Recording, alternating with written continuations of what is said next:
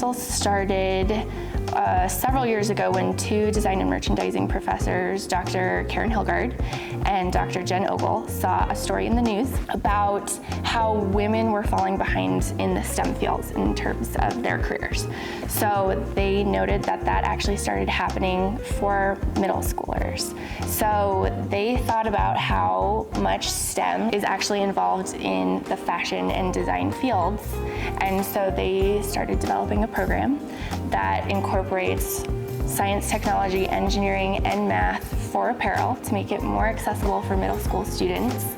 They wrote a grant and they got it funded, and it's been going since 2015. The technical part of the program is more STEM focused. That's what we do in the first part of the day. So the first class that they take is an apparel construction class. They start with a basic bandana, and that revolves around pattern making. They're not doing any print design in that instance, but we go from pattern making like that, and then we take them into Photoshop, so we actually get them on Photoshop, teach them the basics. It's funny because kids, they have they don't have any roadblocks in their mind, and so they just pick it up really fast, which I think is fascinating. Sometimes it can be really scary to learn a new software.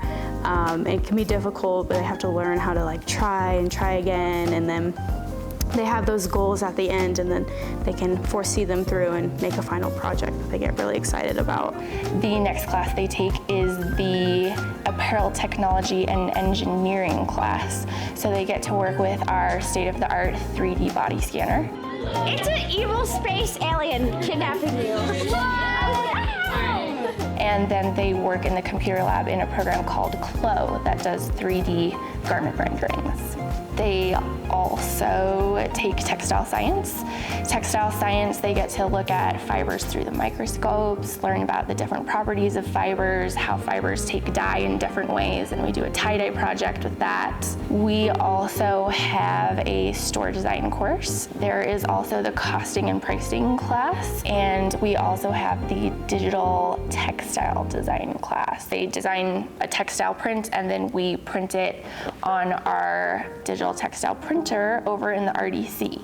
And the final technical class is shoe design, which is new this year. The social programming is usually what we do in the afternoons. It gets the students out and away from the building. We tour all over campus. It's a chance for them to interact, have fun, make friends. We head over to the University Center for the Arts, where they take a dance class with Impact Dance Company. We also go to the Kendall Regan Nutrition Center. We also go to the Avenir Museum of Design and Merchandising. We are very lucky to work with HABIC, the Human-Animal Bond in Colorado. And we also have the Body Image and Media Literacy Unit. Fashion Fundamentals students are really positively impacted by participating in the program because it really is geared towards promoting self-confidence. At first they start out a little shy, a little kind of scared to ask questions, scared to interact with each other.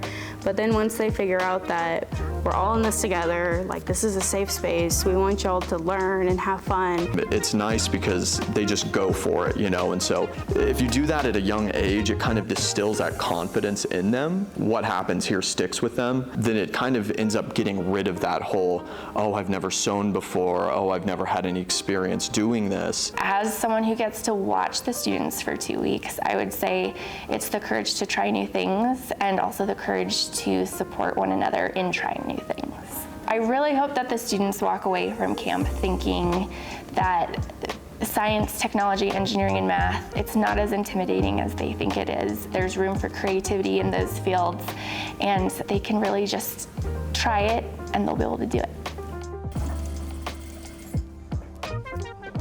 Fashion Fundamentals is made possible by David Folks and his contributions to the Catherine Bohannon Memorial Fund. That does so much for our program. We wouldn't be able to do all that we do without that support. We also have grants from the Bohemian Foundation, which we are so grateful for, and many, many, many independent, small donors that all contribute to making the program possible.